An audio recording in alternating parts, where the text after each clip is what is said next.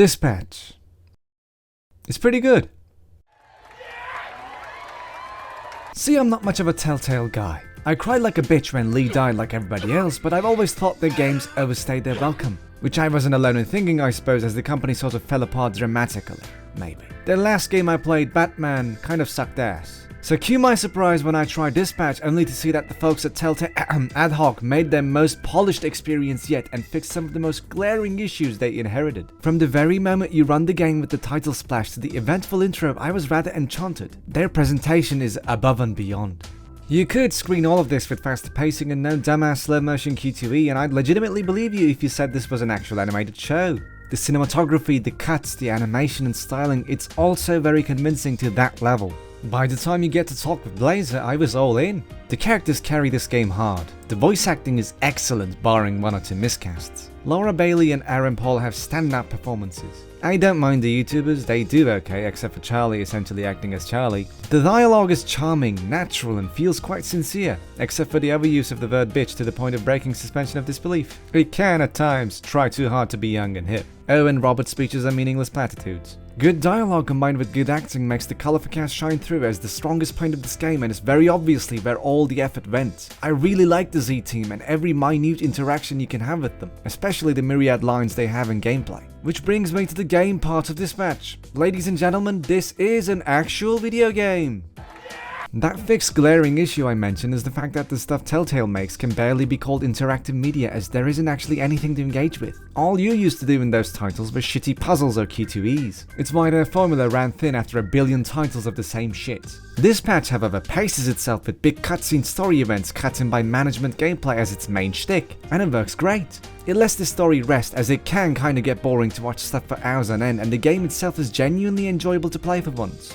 It's a very basic manage your resources type of thing. Shit happens, you send heroes with various stats, you don't exactly know what the mission needs, so you're guessing from what's being told, and you need to guess right and manage the limited amount of resources you have, with lots of missions happening concurrently. Everyone develops varying, simple but well-designed skills that stack in weird ways to let you stretch and react to it all, and I find it quite addicting for what it is. The simplistic management deal might not be Europa Universalis 4 or anything, but they figured out a legitimately fun gameplay loop and integrated it perfectly with the cast, fleshing your team out quite a bit. The fact that it feels so interactive with everyone having so many lines is probably a big reason why. The 80s Americana UI in line with SDN's design is also quite charming. Ad hoc tried hard not to keep the runs too long. I guess they don't want you cooling off from the story, but damn, I just wish the runs were a bit longer. And the fact that I want that is a sign that they succeeded where every past title shat the bed. Now, of course, it's not perfect. Hacking is shit just like every video game with a hacking minigame. And we still have Q2Es that make scenes look ridiculous even if you shut them off. Funny thing is, you can just not do either each time it comes up, and there is no consequence at all. So essentially, even the developers know it adds fuck all to the game. Doesn't hurt much either though, except for one particular situation. Replays. If you want to replay a chapter, the hacking gets very old very quick. It also doesn't help that cutscene skipping is not a thing. Yes, Ad hoc worked very hard on it, I understand, but it completely ruins any potential for a replay. You don't want to sift through hours of slow cuts and Q2Es each time. Not that you would want to, because there isn't actually much to see in a second playthrough. Your choices don't really matter in classic Telltale fashion. But all that only really matters in following playthroughs, if any. What you will notice straight up is the main storyline. See, it feels as if the game itself couldn't be asked to give one singular shit about its own story. It's held together by hopes and dreams. Robert, your main character, is deliberately relatable, down to earth and witty and interesting. His dad was a mech piloting superhero, he got killed, he got the suit and the mysterious MacGuffin power source it uses, chased down the killer shroud but got your suit destroyed and lost the astral pulse. So you work to dispatch other heroes while it gets rebuilt. Very good premise, perfectly marries gameplay and narrative. Except they just don't really execute on that. You never explain what the pulse is or can do, only vague descriptions. It's supposed to be unique, but some guy can just make something not quite as good in a day apparently. You never told what your dad was or did, only that he was absent. What went between Shroud and your dad is never explained. I'm sure this is all left a mystery for later seasons, but that doesn't make any fucking sense because there is no tension if I don't even know what is at stake. And then it doesn't even matter to keep it all hidden because Shroud just gets killed or captured at the fucking end anyway. It's like they planned for having multiple seasons, so wanted to stretch out the initial mysteries, but also didn't know if the game would be a hit, so they had to have the main story reach a conclusion in one season. So we have this ridiculous storyline where nothing is revealed, and yet somehow the ultimate drama is solved at the same time.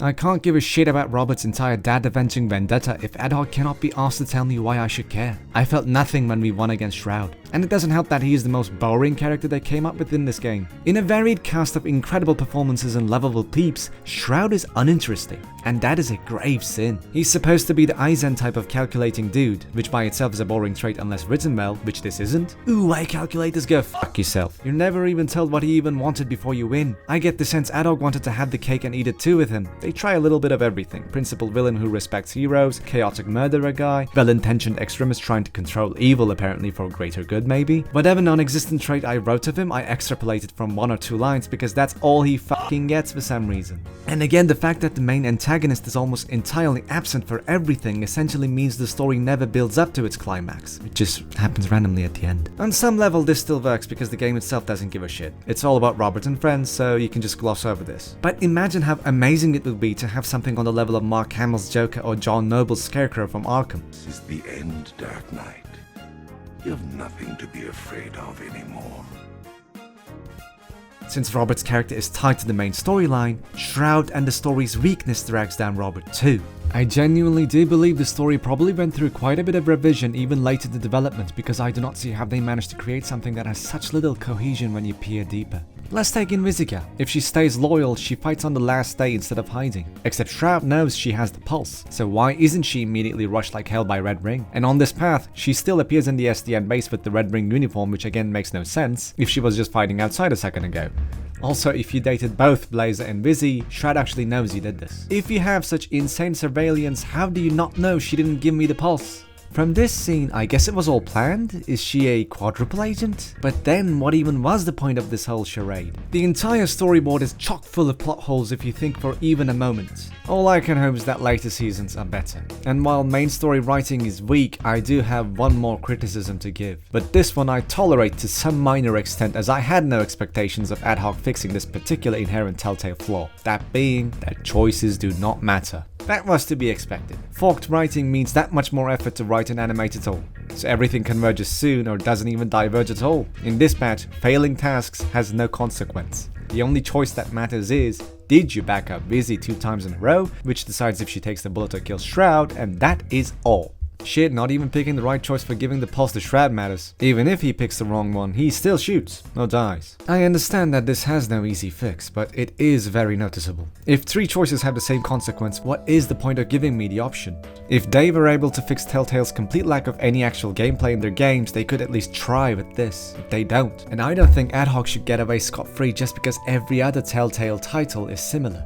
As it is, there's basically no difference between playing this patch and watching any YouTuber's playthrough once, beyond getting to play a nice little management minigame. I know that by now this is a trite criticism, and many of you have heard it 1,000 times over.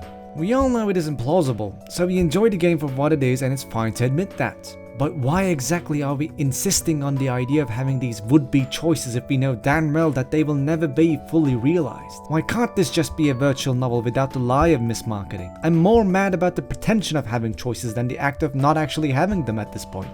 Whatever choice you make, it leads to a pretty contrived ending where all the fighting is meaningless because Shroud needs to win to have the pulse choice scene, which is again made meaningless in turn because Invisigal needs to save the day no matter what you choose to complete her character arc. They wrote themselves into a corner. You're winning, no you're losing. No, actually you're winning. See that woman, she's burning now. Actually you're kind of losing because like all the dead people are back now. Actually you are winning.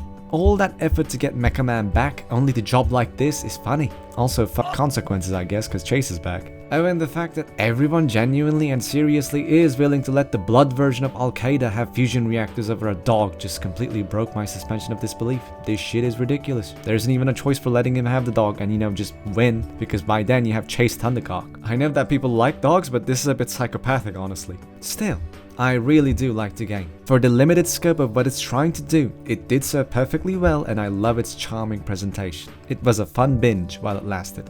It's just that the parts of it that are bad do limit what was supposed to be a great game to merely being good.